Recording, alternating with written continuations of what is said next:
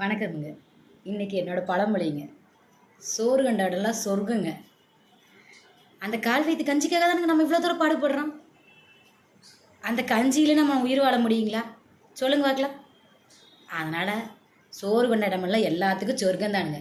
சோறு கொடுத்து வேணான்லாம் சொல்லாதீங்க. ஆனால் வேண்டாம் போதும்னு சொல்கிற விஷயம் அது ஒன்று தானுங்க. சோறு மட்டும்தானுங்க போதும்னு சொல்கிற விஷயமே.